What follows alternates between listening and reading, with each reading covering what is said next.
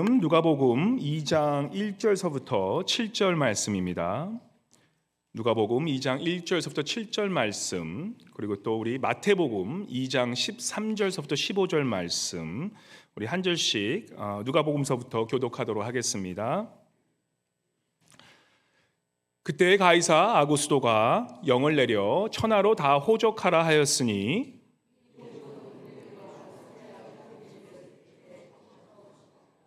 모든 사람이 호적하러 각각 고향으로 돌아가매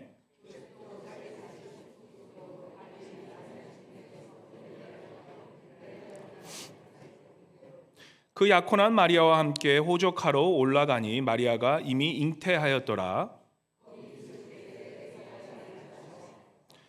다 함께 첫 아들을 낳아 강보로 싸서 구유에 뉘었으니 이는 여관에 있을 곳이 없음이로라. 우리 계속해서 마태복음 2장 13절부터 15절 말씀 우리 함께 합독하겠습니다. 말씀은 짧으니까 13절부터 15절 말씀입니다.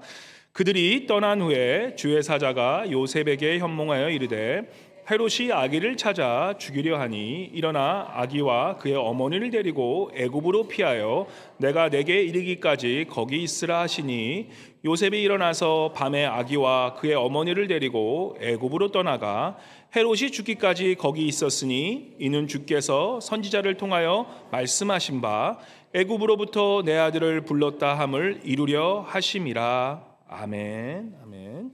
이 시간 임마누엘 성가대 나오셔서 예수 나를 위하여 우리 주님께 찬송 올려드리겠습니다.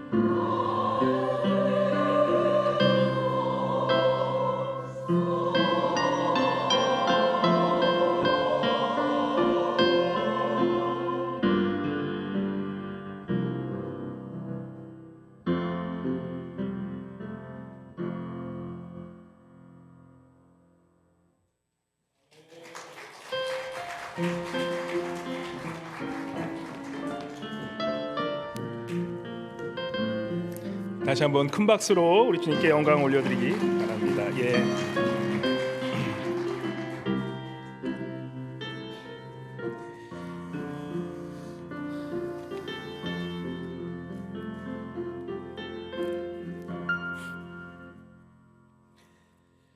우리 오늘은 필리핀 선교 펀드레이징 데이입니다. 그래서 우리 오늘은 필리핀 타갈로그로 한번 인사를 좀 했으면 좋겠습니다.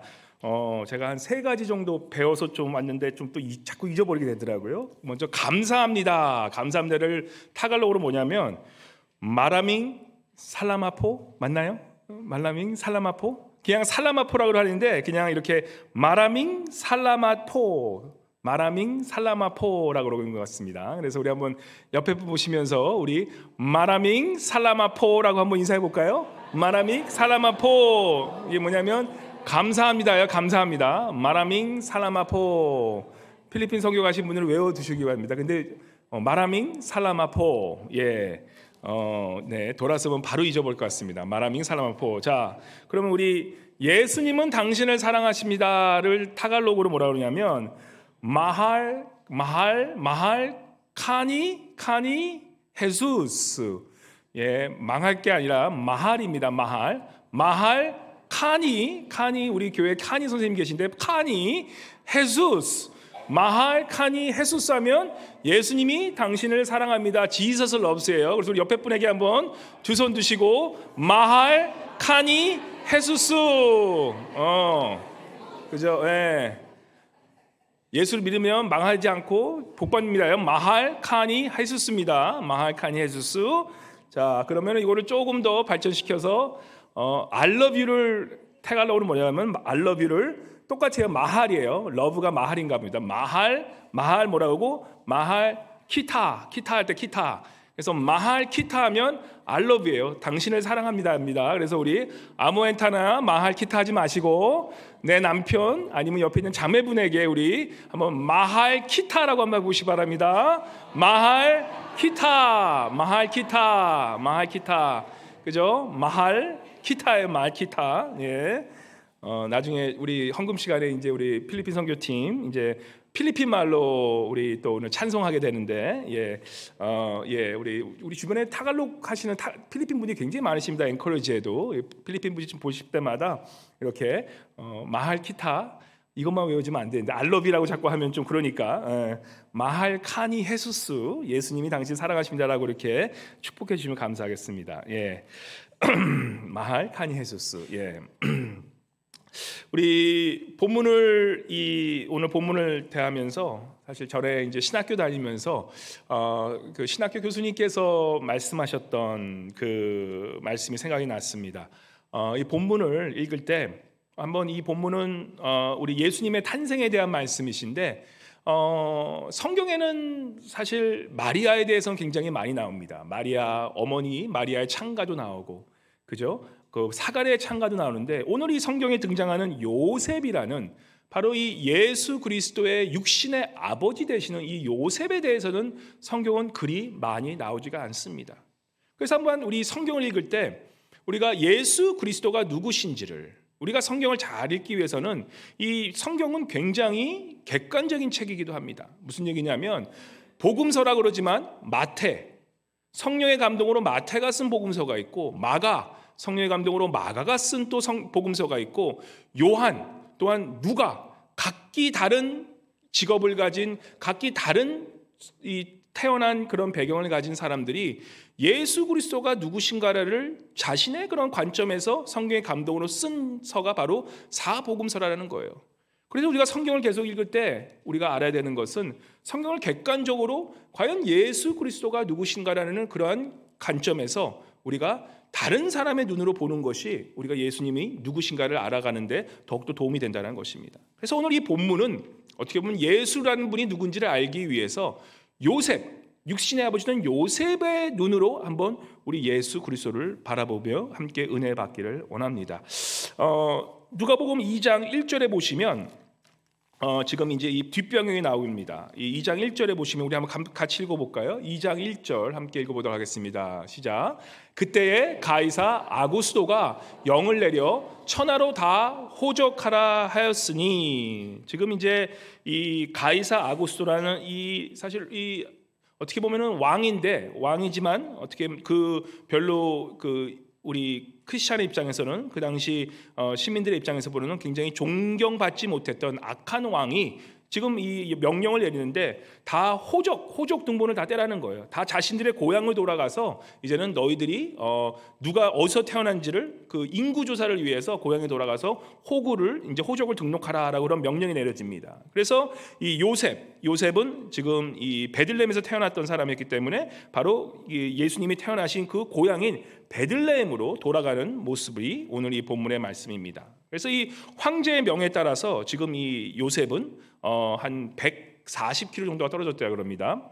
이 나사렛에서 지금 이 메시아가 이 베들레헴에 있는 곳이 한 140km, 한 80마일 정도를 걸어서 이제는 이 베들레헴에 돌아가는, 4절에 보시면 요셉도 다윗의 집 족속이므로 갈릴리 나사렛 동네에서 유대를 향하여 베들레헴이라 하는 다윗의 동네로, 그래서 다윗이 태어났던 그 동네로 요셉도 다윗의 집 사람이었기 때문에, 자손이었기 때문에 그 먼 길을 남쪽으로 내려가서 베들레헴으로 가는 그 모습의 장면이 나옵니다. 사실 아무렇게 안 나온 그냥 지나가는 얘기일 수도 있겠지만 이 말씀조차도 구약에서 나오는 그 예언이 이루어지는 모습을 보게 됩니다. 우리가 마지막 선지서였던 이 미가서에 보면은 이 5장 2절에 보면 이런 말씀이 나옵니다. 여호와께서 말씀하신다. 베들레헴 에브라다야, 그죠? 베들레헴 에브라다. 이 에브라다는 말은 이 베들레헴의 옛 명칭입니다. 그러니까 똑같은 말이에요. 베들레헴 에브라다야, 너는 유다 족속 중에 작을지라도 이스라엘을 다스릴 자가 내게서 내게로 나올 것이라. 그의 근본은 상고에 영원히 있느니라. 바로 메시아가 이미 베들레헴이라는 작은 동네에서 나올 것이라는 것을 다윗이 태어난 그곳에 나실 거라고, 바로 그 예언이 이제는 이 악한 사실 가이사 아구스도의 영을 통해서 이루어지는 모습을 보게 되면서 참 하나님의 계획은 아주 참 희한하게 이루어질 때가 많습니다. 하나님은 어쩔 때는 우리 주변에 악하고 또한 우리 주변에 어려운 상황을 통해서 하나님의 뜻이 이루어지게 되는 것을 너무나 잘 보게 된다는 것입니다. 그래서 우리에게 일어나는 모든 일들이 우리가 하나님의 관점에서 보면 정말 모든 것을 합하여 선을 이루시는 그 하나님의 관점으로 우리가 볼 수 있어야 된다는 것입니다. 비록 내게 어려움이 다가오고 내가 힘든 일이고 이건 이해가 안 되고 말도 안 되는 상황이 벌어진다 할지라도 하나님의 그 귀하신 그런 태초와 또한 끝을 하신 그 하나님의 관점에서 볼 때는 모든 것이 합하여 선을 이루시는 건 하나님의 입장에서 우리가 볼 때 지금 이 명령 또한 어떻게 보면 아구스도가 자신의 그런 왕의 자리를 더욱더 지키기 위해서 사람들을 호구조사하면서 이 사람들을 감시하기 위해서 일했었던 이 일을 통해서 하나님은 바로 메시아가 베들레헴에서 태어난다는 그 예언을 이루시게 하는 그런 모습을 우리가 보게 됩니다. 그러면서 이제 예수님의 태어나신 그런 탄생에 대해서 관련하면서 마태복음 1장 18절에 이렇게 말씀하죠. 우리가 마태복음으로 다시 돌아가서 1장 18절서부터 한번 20절 말씀을, 우리가 크리스마스 때 자주 있는 말씀인데 18절서부터 한번 20절 말씀, 이게 여기 뜨니까 우리 함께 읽어보도록 하겠습니다. 같이 읽겠습니다. 시작. 예수 그리스도의 나심은 이러하니라. 그의 어머니 마리아가 요셉과 약혼하고 동거하기 전에 성령으로 잉태된 것이 나타났더니, 우리 19절 제가 읽어드릴게요. 그 남편 요셉은 의로운 사람이라 저를 드러내지 아니하고 가만히 끊고자 하여 이 일을 생각할 때에 주의 사자가 현명하여 가로되 다윗의 자손 요셉아, 내 아내 마리아 데려오기를 무서워 말라. 저에게 잉태된 자는 성령으로 된 것이다 라고 그 말씀을 듣게 됩니다. 지금 이게 무슨 말씀이냐면 우리가 잘 아는 말씀이지만 어느 날 마리아가 지금 아기를 가졌다는 거예요. 근데 이 요셉의 입장에서는, 이 요셉은 지금 마리아와 결혼할 입장이지만 아직 동침을 한 상황이 아닙니다. 그죠? 그래서 이 마리아가 지금 이 임신을, 이 아기를 가졌다라는, 그죠? 동거하기 전에 성령으로 잉태된 이 말씀을 들었을 때 사실 그 남편 요셉의 입장에서는 이거는 사실 말도 안 되는 입장입니다. 남자들은 이해를 하실 거예요. 만약에 내가 결혼할 그 여자가 나는 분명히 동침한 적이 없는데, 함께 잔 적이 없는데 이 여자가 임신하고 와? 이거는 정말로 웬만한 남자라면 도저히 용납할 수 없는 그러한 일이 벌어진 것입니다. 근데 19절에 잘 보시면 뭐라고 얘기하냐면 그 남편 요셉은 의로운 사람이라 라고 얘기를 합니다. 의로운 사람이라. 그죠? 그 의로운 사람이었기 때문에 그걸 뭐라 그러냐면 저를 드러내지 아니하고, 의로운 사람이란 성경에서는 계속해서 하나님의 뜻대로 살아가는 사람입니다. 하나님의 뜻을 중요하게 생각한 사람이 있기 때문에 저를 드러내지 아니하고 가만히 끊고 자요. 어떻게 보면 그 당시에 이 율법에 의하면 마리아가 아직 결혼도 안 한 상태에서 임신해서 아기를 갖게 되면 사실 그것은 돌에 맞아 죽어도 싼 그러한 율법에 근거한 말씀입니다. 그래서 이 요셉은 마리아를 어떻게 보면 살리기 위해서 조용히 그 마리아의 치부를 드러내지 아니하고 조용히 그냥 자신은 침묵하면서 이제는 가만히 그냥 마리아와 관계를 끊자, 그렇게 결단하고 지금 그렇게 결정하고 나아가는 그런 요셉의 모습을 보게 됩니다. 그런데 지금 이러한 상황 속에서 이 일을 생각할 때 주의 사자가 현명하여 가로되 다윗은 요셉아 내 마리아 데려오기를 두려워 말라 저에게 잉태되던 성령으로 된 것이라 라고 얘기를 하면서 지금 하나님께서 바로 요셉에게 말씀하시는 그 말씀에 귀 기울이는 요셉을 보게 됩니다. 이 말씀 우리가 잘 보면요, 우리가 너무나 잘 아는 말씀이 당연하다고 생각할 수 있어요. 뭐 그랬나 보다라고 생각할 수 있지만 사실 이러한 이 사건, 처녀가 성령으로 인해서 아기를 잉태했다, 이것은 어떻게 보면 역사 이래 최초이자 최후인 정말 유일무이한 그런 초월적인 그런 사건이온 것을 우리가 알아야 된다는 것입니다. 만약 이런 일이 여러분, 특히 남자분들, 여기 계신 남자분들에게 일어났다면 우리가 어떻게 생각했습니까? 꿈에서 너의 아내가 임신했는데 그것은 성령으로 잉태된 것이야 라고 얘기했을 때 대부분 거의 100%의 남자는 이렇게 생각할 겁니다. 뭔 개꿈이냐, 이거는 무슨 이런 꿈을 꿀 수가 있어? 그러면서 그냥 잊어버릴 수 있는데 요셉은 어떤 사람이었냐? 하나님의 관계가 올바른 사람이었기 때문에, 그는 의로운 사람이었기 때문에 바로 이 꿈에서 나타난 바로 이 주의 사자의 분부대로 지금 이 아내를 지금 받아들이기로 결단하는 그 모습을 우리가 보게 된다는 것입니다. 40년 전 일어난 일입니다. 하용조 목사님께서 전도사로 계실 때 이 코미디언 구봉서 선생님의 댁에서 이 성경 공부를 하고 있었대요. 근데 바로 이 본문 말씀으로 성경 공부를 열심히 하고 계셨다고 합니다. 근데 이 참석자 중에 한 분이 이게 도대체 말이 되는 얘기냐? 어떻게 지금 남자와 함께 잠도 자지 않고 동침하지 않은 이 여자가 어떻게 임신할 수가 있냐? 이거 성경 이게 말도 안 되는 얘기다. 이건 내가 믿을 수가 없다. 그러면서 이제 우리 보통 성경 공부할 때 막 따지고 계시는 분들 있지 않습니까? 하여튼 꼬치꼬치 물으면서 그냥 힘들게 하면서 자기는 그 답을 알면서 괜히 힘들게 하는 그런 분들이 계셨다는 거예요. 그러면서 계속 질문 공세를 피니까 거의 몇 시간이 흘러서 우리 하용조 전도사님이시죠. 그러니까 전도사님께서 굉장히 힘들어서 거의 이제 포기하고 그냥 넘어가자라고 하는데 그걸 한참 듣고 있다가 우리 코미디언 구봉서 선생님 기억나시죠? 구봉서 선생님이 이렇게 한 말씀했다고 합니다. 아니 지서방이 괜찮다는데 네가 왜 난리냐고. 요셉 지서방이 앉아도 지금 이게 임신했다고 자기 지서방이 괜찮다고 그러는데 왜 당신 난리야? 라고 그러니까 그 다음에 그 모든 그런 모든 이런 싸움은 종지부를 찍었다고 합니다. 요셉의 그 믿음으로 요셉은 자신이 괜찮다 그러면서 이 모든 것을 다 받아들였다는 거예요. 사실 우리가 이 말씀을 이 요셉의 입장에서 한번 잘 생각해 보십시오. 요셉의 입장에서 이 예수님이 누구신가를 바라보면은 인간적으로 보면 어떻습니까? 마리아가 사실 성령으로 아기를 가졌건, 그죠? 아니면 사람들이 막 얘기하는 것처럼 저 마리아 저 나가서 바람 펴가지고 저 아직 결혼도 안 하는 소녀가 지금 애를 가졌대. 다른 사람들 바람 났나 봐. 그런 모든 것을 듣고 있는 그 요셉, 그죠? 그 아들이 그 요셉이 예수라는 그 아기 예수가 비록 성령으로 잉태할지라도 요셉의 입장에서는 그 아들이 자신의 친아들이 아닌 거예요. 그가 오히려 바람을 피워서 지금 난 그 아들이다 해도 그에게는 사실은 양아들일 뿐이에요. 어떠한 이유에서 간에 요셉의 입장에서는 예수 그리스도는 자신의 친아들이 될 수 없는 입장이라는 것입니다. 사실 마리아는 성령으로 잉태했지만 그의 몸을 통해서 이 아기 예수를 낳게 돼요. 그래서 마리아에 대해서 이 예수 그리스도에 대한 이 모성애는 우리가 부정할 수 없는 모성애입니다. 그런데 이 요셉의 입장에서 보면은 성령으로 낳았건 간에 어떻게 했던 간에 자신의 아들이 아님에도 불구하고 이 요셉이 행하는 행동을 보면은 우리가 놀랍고 놀라운 그런 것을 발견하게 된다는 것입니다. 마태복음 1장 19절에 보시면 말씀이 이렇게 얘기합니다. 그 남편 요셉은 의로운 사람이라 저를 드러내지 아니하고 가만히 끊고자 하여. 요셉이 어떤 사람을 그럽니까? 다시 한번 말씀드리지만 의로운 사람이라고 얘기를 하는 거예요.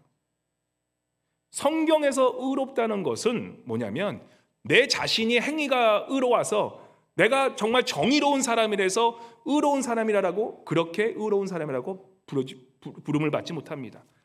성경에 얘기하신 의로운 삶이라는 것은 오로지 하나님만을 의뢰하는 사람, 하나님만을 신뢰하는 사람, 하나님만을 믿는 사람, 바로 그 사람을 의로운 사람이라고 표현하는 것입니다.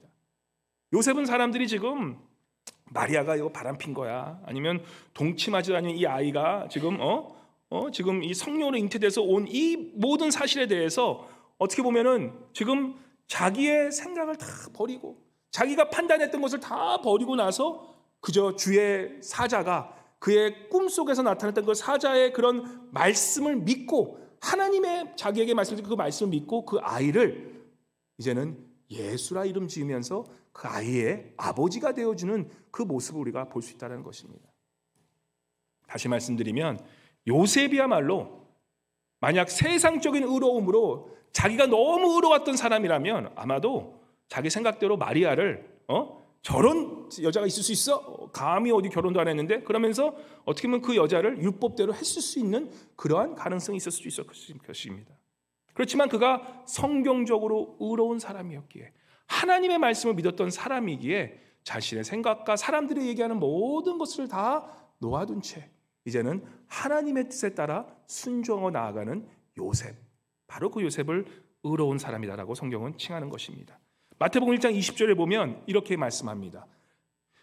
이 일을 생각할 때에 주의 사자가 현몽하여 이르되 다윗의 산 요셉아 내 아내 마리아 내려오기를 무서워하지 말라. 이 일을 생각할 때가 뭐냐면 바로 19절에 말씀이 연결이 되죠. 바로 자신의 요셉의 의로운 사람이기 때문에 저를 드러내지 아니하고 가만히 끊고자 하여. 요셉의 지금 생각은 뭐냐면 그래도 하나님을 사랑하는 사람이기 때문에 자기 생각대로 조용히 마리아에게 상처가지 않을 정도로만 그 정도로만 조용히 끊어버려서 사람들이 이 마리아라는 이 소녀에게 비록 결혼하지도 않았는데 잉태한 것을 보고 돌멩이 던지지 않도록 조용히 끊어버릴 그런 생각을 하고 있었던 거예요. 그죠? 그러한 생각으로 하고 있었는데 20절에 보시면 바로 이러한 일을 생각하고 있을 때에 주의 사자가 현몽하여 주의 사자가 나타나서 하나님의 천사가 나타나서 다윗에서 요셉아 내 아내 마리아 데려오기를 두려워하지 말라는 그리고 그에게 잉태된 자는 성령이 된 것이라는 이 말씀을 마음으로 믿고 그렇게 행했던 바로 요셉이었다라는 것입니다.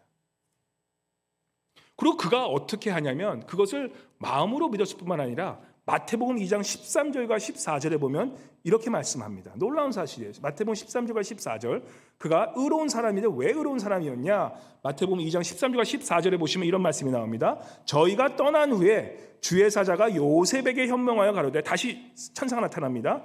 헤롯이 아기를 찾아 죽이려 하는 일이 하니 일어나 아기와 그의 모친을 데리고 애굽으로 피하여 내가 내게 이르기까지 거기 있으라 하시니 14절 한번 같이 읽어볼까요? 14절 시작. 요셉이 일어나서 밤에 아기와 그의 어머니를 데리고 애굽으로 떠나가.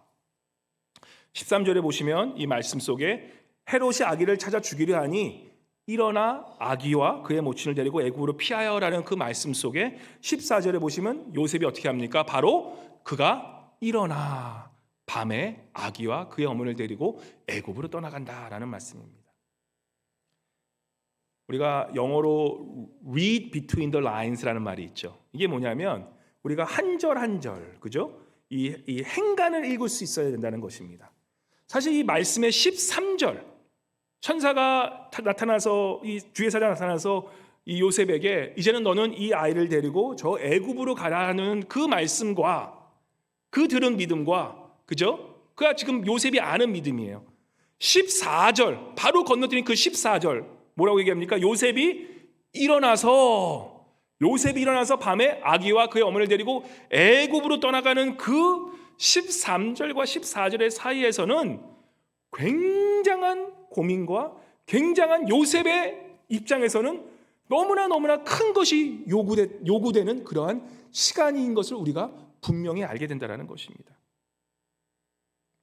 지금 요셉의 입장에서는 천사가 나타나서 바로 지금 떠나라는 거예요. 떠나라는데 그것이 하나님께서 얘기하신 것을 알겠는데 과연 우리 중에 갑자기 이러한 요셉의 상황 속에서 내가 지금 태어나고 내가 지금 자라나고 내가 지금 했던 이 모든 삶의 터전을 다 내어버리고 지금 언제 떠나라니까 14절에 보면은 밤에 아기와 그의 어머니를 데리고 애굽으로 떠나라는 거예요. 뭐인가 우리 한국말로 쉽게 얘기하면 야반도주하라는 거예요.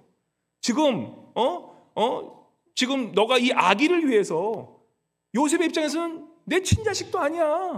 어떻게 보면은 성령의 아들이지만 그래도 이러한 상황 속에서 내가 지금 있는 모든 것을 다 포기하고 지금 애굽으로 간다? 우리가 지금에야 애굽 가는 거 뭐 어렵지 않겠지 생각할 수 있겠지만은 그 당시에 애굽으로 떠난다는 것은요. 그 당시에 그 유대 민족들을 보면은 그들은 지금 이 모든 삶의 터전은 인척 간의 관계, 그 자신의 삶에 태어난 그곳에서 모든 그런 관계 안에서 이루어지는 그런 삶의 구조였기 때문에 요셉이 지금 이 나사렛을 떠나서 지금 이 갈릴리를 떠난다는 이 얘기는 삶의 터전뿐만 아니라 자신의 생존까지도 지금 위협을 받는 상황으로 지금 오로지 예수 그리스도와 아내 마리아를 위해서 떠나게 되는 그런 상황이 지금 바로 요셉이 지금 결정해야 될 그런 상황이라는 것입니다. 애굽으로 가면 굶어 죽을 수 있다는 상황이라는 거예요. 근데 그가 어떻게 합니까? 지금 이 상황에서 모든 것을 포기하고 하나님의 뜻에 따라 그가 밤에 그 아내 마리아를 데리고 또 그 아기 예수를 데리고 지금 밤에 떠나가는 모습, 그 모습 우리가 보게 된다는 것입니다. 이 요셉은 바로 예스라는 그러한 순종함, 바로 그 말씀 하나 때문에 그가 의로운 사람이었기에 엄청난 희생을 감수해야 하는 그러한 상황 속에 지금 놓여져 있다는 것입니다. 근데 성경이 참 더 놀라운 사실은요, 그러한 희생이 있었던 요셉임에도 불구하고 이 누가복음에 나오는 이 요셉은요, 성경은 이 요셉을 그냥 넘어가듯이 크게 조명하지 않는 모습을 보게 됩니다.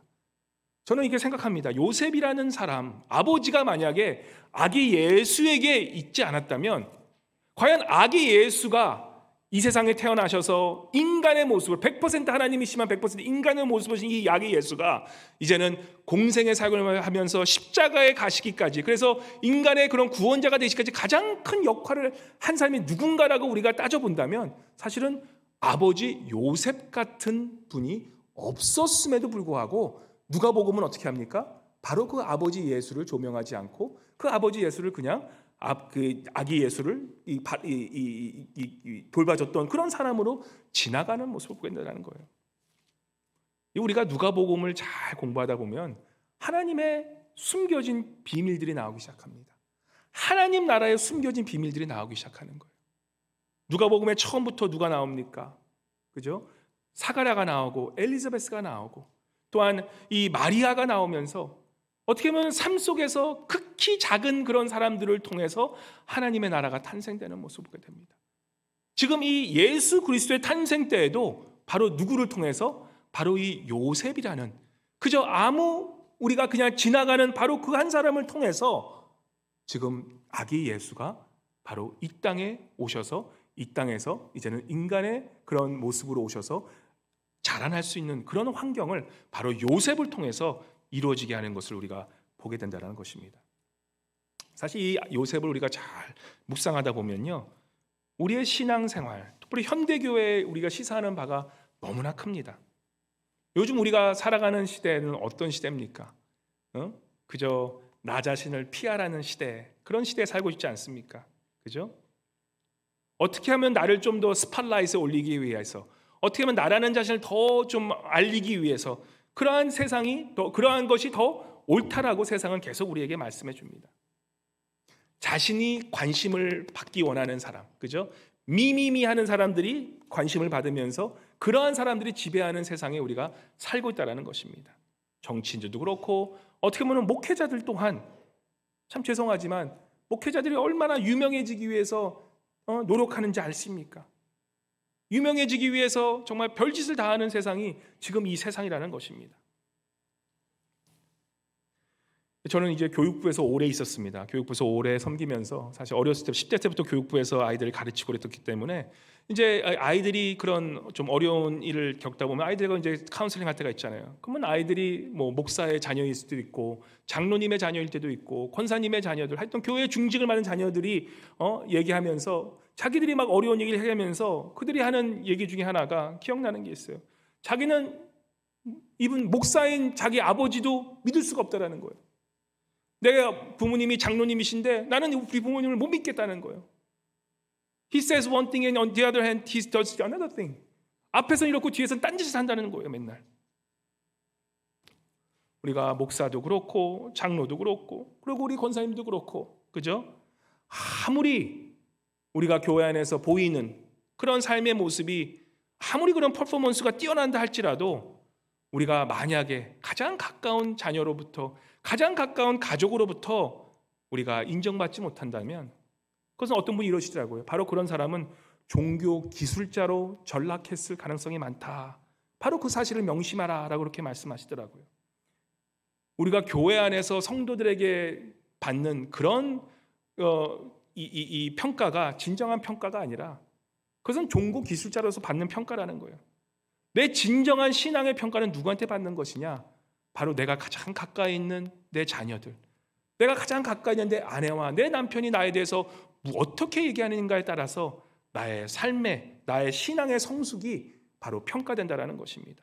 그런 입장에서 요셉 같은 경우는 정말 사람들은 요셉을 모릅니다. 우리 성경에 있는 우리조차도 그 요셉에 대해서는 알지 못해요. 하지만 그 내면을 잘 보면 인간의 예수의 삶 속에서 또한 인간의 마리아의 삶 속에서 이 요셉이라는 아버지와 남편이 없었다면 과연 그들의 삶이 어떻게 됐었을까? 아마도 요셉은 바로 그 가족에게는 가장 인정을 받는 그러한 아버지였던 것을 우리가 보게 된다는 것입니다. 우리 모든 크리스찬들에게 우리가 성장하고 성숙해야 될 두 가지 이유가 있습니다. 첫 번째는 우리는 새 생명을 받은 자이기 때문에 새 생명은 어떻습니까? 자라야 되는 것입니다. 우리가 예수 그리스도의 새로운 삶이 됐다 그러는데 자라나지 않는다? 그런 something wrong. 그리고 우리가 자라야 되는 이유는 바로 그러한 자신의 성숙과 성장을 통해서 어떻게 됩니까? 바로 하나님이 누구신지를 깊이 만나게 되는 거예요. 우리가 하나님이 누구신가를 아는 그 수준은 나의 인생의 영적인 성숙과 너무나 이 반비례하는 것을 우리가 알게 되는 것입니다. 미국 사람들의 이야기 중에 우리 미국에 이런 속담이 있다고 합니다. 어린아이에게 아버지란 그저 어렸을 때는 자신이 필요한 것들을 채워주는 사람, 그런 존재입니다. 그런 아이가 좀 커다 보면 어떤 존재냐면 아버지랑 늘 자신을 지키고 또한 책임져주는 분, 책임감이 강한 나를 지켜주는 그런 분이라고 아버지를 평가합니다. 그러나서 성인이 된 이후에는 어떤 마음을 갖게 되냐? 아버지란 분은 바로 내가 본받아야 할 사람이구나, 내가 그러한 사람이 되어야 되겠구나라는 것을 가르쳐준 분이 바로 아버지라는 존재라는 것입니다. 하나님과의 관계도 똑같다는 거예요. 우리가 하나님의 관계라는 것은 무엇이냐? 처음에 신앙생활 할 때는 기도하니까 막 기적같이 보내주셔. 기도하니까 막 이루어주셔. 병도 고쳐주시고 부자도 되게 해주시고 돈도 하게 비즈니스 다 해결해 주셔.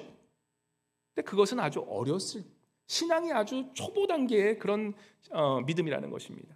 그러고 나서 우리가 좀 지나다 보면 뭡니까? 아버지가 이러한 분이시기 때문에 내 삶을 이렇게 책임져 주신 분이기 때문에 내가 그 사명을 가지고 살아야 되겠구나라고 그렇게 마음 먹고 내가 사명자로 살아간다는 것입니다. 근데 그런 관계를 좀 더 지나다 보면 어디까지 가냐?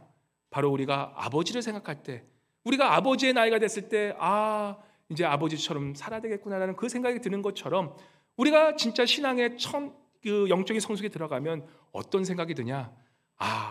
내가 책임 것도 중요하고 내가 기도해서 받는 것도 중요하지만 우리 하나님 아버지처럼 내가 예수 그리스도를 닮아가는 것이 정말 중요하다는 그러한 영적인 성숙으로 들어가는 것, 바로 그것이 참 그리스도인, 참 성숙한 사람들의 모습이라는 것입니다. 이런 의미에서 우리가 성숙, 성장이라는 것은 이 요셉을 보면요, 요셉의 지금 믿음의 큰 성숙함이 이루어집니다. 어떻게? 자기의 편안했던 모습을 버리고, 이제는 자기의 생각을 버리고, 사람들이 얘기했던 마리아와 그러한 모든 그런 생각들을 다 버리고 나서 어떻게 합니까? 요셉이 일어나, 영어로는 he got up 이라는 얘기예요. he got up 이라는 이 말 한마디가, 요셉이 일어나서다는 이 말 한마디는 결국은 뭐냐? 나의 모든 생각을 버리고, 나의 그러한 생각들, 정의로운 이런 생각들 다 버리고, 이제는 하나님께서 말씀하시기 때문에, 바로 그 하나님의 말씀이 오르시기 때문에 그 하나님의 말씀대로 순종해서 일어나 가는, 애굽으로 떠나버리는, 그 애굽으로 떠나는 그 자리가 정말 자신의 모든 것을 포기하고 자신의 경험을 포기하는 그 자리임에도 불구하고, 어떻게 보면 자신의 생명까지도 위협받을 수 있는 그런 상황에도 불구하고 하나님이 말씀하셨기 때문에 그가 일어나 이제는 아이와 마리아를 데리고 애굽으로 떠나가는 그 모습 속에서 참 신앙이 무엇이며 참 신앙의 성장이 어떻게 이루어지는가를 우리가 알게 된다는 것입니다. 고린도전서 13장 11절에 이렇게 말씀합니다. 내가 어렸을 때에는 말하는 것이 어린아이 같고 깨닫는 것이 어린아이 같고 생각하는 것이 어린아이 같다가 장성한 사람이 되서는 어린아이의 길을 버려놓으라 라는 이 말씀의 뜻은 그 어린아이의 것을 버림이 필요하다는 것입니다. 내가 여태까지 살아온 이 삶의 경험과 내가 여태까지 살았던 내 신앙의 방법은 이런 거였었는데 말씀을 읽어보니까 내 원수를 내 몸같이 사랑하라 그러시네. 그래, 한번 그래 봐야 되겠다. 어제는 내가 미워했던 인간을 이제는 주님께서 말씀하셨기 때문에 내가 일어나 그 사람을 사랑하겠노라 라고 결단하고 나아가는 그 모습 속에서 우리의 신앙이 성장이 이루어진다는 것입니다. 그래서 신앙의 성장이라는 것은 무엇이냐? 믿음이 커간다는 것은 무엇이냐? 우리가 익숙해졌던 것들과 결별하는 것, 내가 생각했던 것들을 놓아두는 것, 내 생각을 이제는 버리는 것, 이제는 주님의 뜻대로 가겠다라는 것을 결단하고 머리로만 생각하는 것이 아니라 실제적으로 우리의 삶 속에서 일어나 애굽으로 가는 그 행동을 통해서 우리의 믿음이 자라난다는 것입니다. 저는 이 요셉을 사실 묵상하면서 오랫동안 묵상했던 것 같아요. 이 요셉을 묵상하면서 13절과 14절의 그런 짧은 말씀 속에서, 그죠? 하나님의 말씀이 있어서 이제는 그 하나님의 그 뜻대로 살아가야 되겠다는 바로 그러한 그 생각, 우리가 그런 믿음의 생활을 다 갖고 있지 않습니까? 머리로는 다 아는 신앙이에요. 머리로는 다 우리가 알고 있는 것 같아. 근데 14절의 그 모습, 요셉이 일어나서 밤에 그의 어머니와 데리고 애굽으로 떠나가 즉시 순종했다는 모습을 보는 거예요. 야밤도주하면서 즉시 순종하는 그 모습, 삶 속에서 그렇게 순종하는 그 모습을 통해서 참 요셉의 그 고민과 요셉의 그러한 정말 혼자 스스로만 겪어야 될 그 고통을 내가 좀 느끼게 되는 것을 생각하게 됩니다. 누군가 이런 말씀하시더라고요. 사람을 사랑한다는 것은 그 사람의 등을 사랑하는 것이라고. 사람을 사랑한다는 것은요, 그 사람의 앞모습을 사랑하는 것이 아니라 그 사람의 등 모습. 이 요셉이 지금 일어나서 앞으로 당당하게 걸어갔겠습니까? 아닐 거라고요. 얼마나 많은 고민을 했겠습니까? 내가 도대체 이 마리아, 나랑 동침하지도 않은 이 마리아를 이제는 아내로 삼아서, 이제는 이 아기 예수라는 이 예수, 비록 메시아가 될 뿐이긴 하지만 나의 친아들이 아닌 것은 확신한데, 바로 이러한 양아들을 위해서 나의 모든 삶의 터전을 포기하고 지금 애굽으로 가야 되는 그 요셉의 뒷모습을 한번 상상해 보십시오. 우리 아버지들의 모습 아닙니까? 인생의 어려운 그런 삶의 결정된 순간에서 이 아버지라는 모습은 어떻습니까? 말할 수도 없는 상황 속에서 그저 나의 모든 그런 인생의 중압감을 홀로 가지고 인생을 결정하고 가야 되는 그런 아버지의 모습, 바로 요셉의 뒷모습이 그러한 우리를 살아가는 이 아버지들의 모습이라는 것입니다. 이거 보면서 사실 목회에 대해 생각해 보게 됩니다. 이 목회 또한 사람들의, 성도들의 모습 앞에서 마냥 신나하고 기뻐하는 그런 모습이 있겠지만,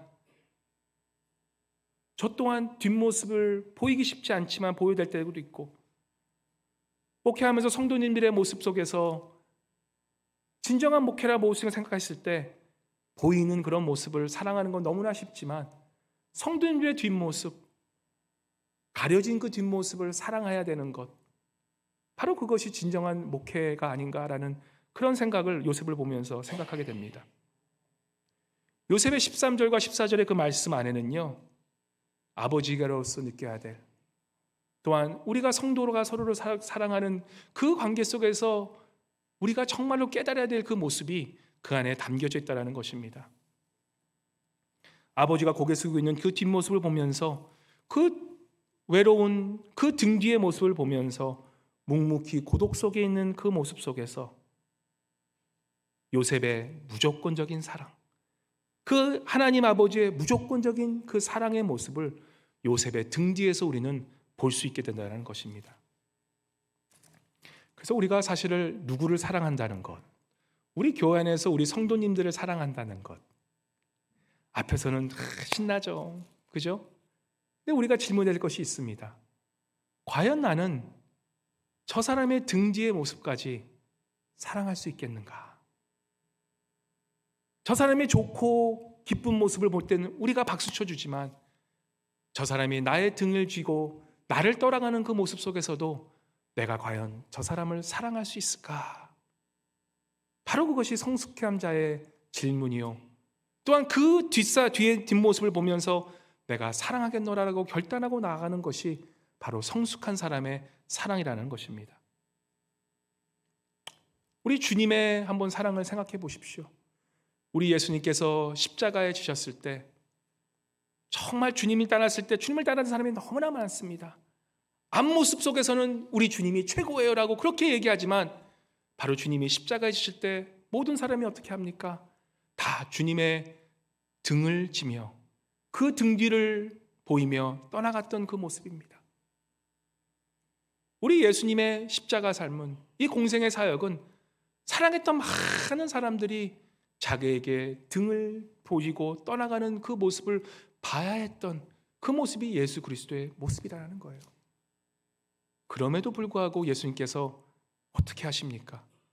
부활하심으로 다시 나타나셔서 자신의 등을 보이며 떠나갔던 그 사람들에게 가서 내가 너를 사랑한다라고 고백하는 그 모습이 우리 예수 그리스도의 참 사랑의 모습 아니셨습니까?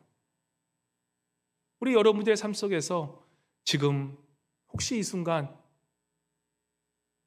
저 요셉처럼 등을 보이며 떠나가야 될 그런 결정을 해야 될 분도 계십니다.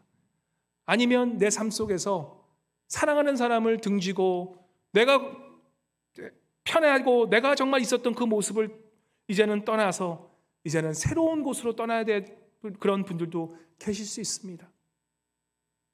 우리가 인생 살아가면서 그러한 등을 지고 떠나가는 그런 상황 속에서 여러분은 무엇을 생각하고 계십니까?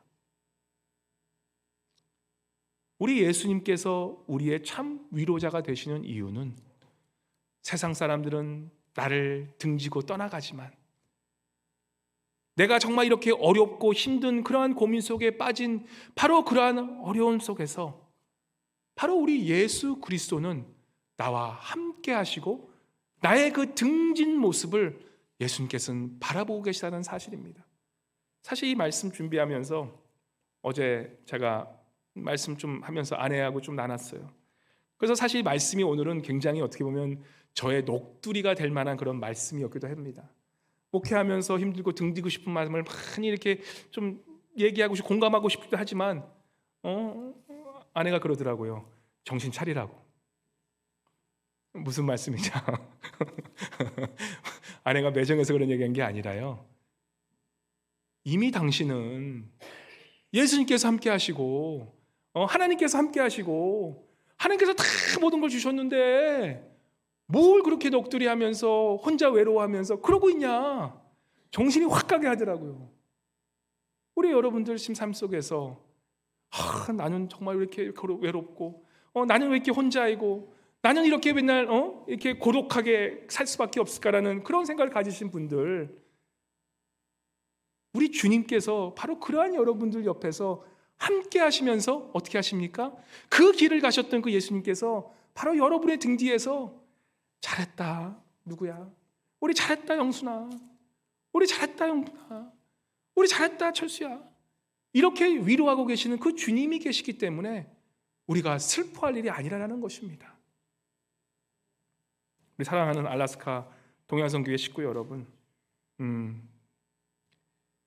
우리가 요셉의 인생을 한번 돌아보면서 한번 이 요셉이 살았던 그 인생의 길을 한번 다시 한번 믿음으로 바라보실 때, 그가 그러고 힘들고 어려운 상황에서도 그 믿음으로 일어나 하나님께서 나와 함께 하신다는 그 믿음으로 일어나 걸었을 때, 그는 바로 믿음의 기름을 걸을 뿐만 아니라 바로 예수 그리스도라는 바로 그 구원자를 이제는 이 땅에서 자라게 하시는 그 모습으로 세우시는 모습을 보게 된다는 것입니다. 말씀을 맺겠습니다. 메시아가 탄생하는 그 뒤에는 요셉이라는 그 외로운 등을 가졌던 그 아버지가, 그 남편이 서 있었다는 것입니다. 그리고 그 요셉은 의로운 사람이라고 말씀합니다. 왜 의로운 사람입니까? 나의 생각이 아니라, 사람들의 말을 듣고 판단하는 것이 아니라 오로지 의로운 사람이었던 그 이유는 하나님께서 말씀하셨고 하나님의 그 말씀 따라 순종하였기 때문에 그는 의로운 사람이 되었고 바로 하나님 안에서 성숙한 길로 들어갈 수 있었다는 것입니다. 그리고 그가 성숙했던 그 이유는 머리로 알았던 것이 아니라 하나님의 그 말씀을 이제는 일어나 그 밤중에 그 아이와 그 아내를 데리고 이제는 애굽으로 떠나감으로, 바로 행동함으로 그의 믿음이 이제는 하나님 앞에서 의로운 자로서 인정받게 되었다는 사실입니다. 우리 사랑하는 성도 여러분, 신앙의 이제는 성숙해지기 원하십니까? 딱 한 가지 길이 있습니다. 여러분이 지금 있으신 그 편한 삶에서 이제는 일어나시기 바랍니다. 이제는 내가 생각하면서 나밖에 없어라는 그러한 외로움 속에서 우리 주님께서도 그 십자가 길을 가셨기 때문에 이제는 내가 주님의 그 손을 잡고 내가 일어나기로라 라고 그렇게 기도하시는 우리 성도님 되시길 바랍니다. 그렇게 일어나 행동으로 나아갈 때에, 그렇게 순종함으로 나아갈 때 우리 하나님께서 여러분을 보시면서 너는 참으로 의로운 자라 라고 칭함을 받는 그러한 참된 주님의 자녀 되시는, 그러함으로 성숙함에 이르는 우리 성도님 되시기를 주님의 이름으로 간절히 축원드립니다. 사랑해 주님 감사합니다. 화려함과 무언가 짜릿함을 추구하는 이 세상에서 이제는 요셉과 같이 조용히 묵묵히 주님을 사랑하고 신뢰하기에 자신의 가족을 위해 모든 것을 다 포기하고 나아가는 그 모습을 보면서 우리 또한 주님, 우리가 정말 주님의 그 말씀 때문에 순종하고 나가는 저희를 될 수 있도록 주님 함께하여 주시옵소서. 특별히 하나님의 나라를 위하여 자신을 희생할 수 있는, 행동으로 희생할 수 있는 그러한 주님의 참된 사람들 되어 주시사 아버지, 우리 모두가 주 안에서 하나님의 의로운 자로서 하나님의 말씀을 순종하는 그런 요셉과 같은 사람이 되어서 하나님의 나라를 이루고 하나님의 나라를 더욱더 확장시키는 그러한 우리 모두 될 수 있도록 주님 함께하여 주시옵소서. 감사드리며 이 모든 말씀 살아계신 우리 주 예수 그리스도의 이름으로 간절히 기도드리옵나이다. 아멘. 우리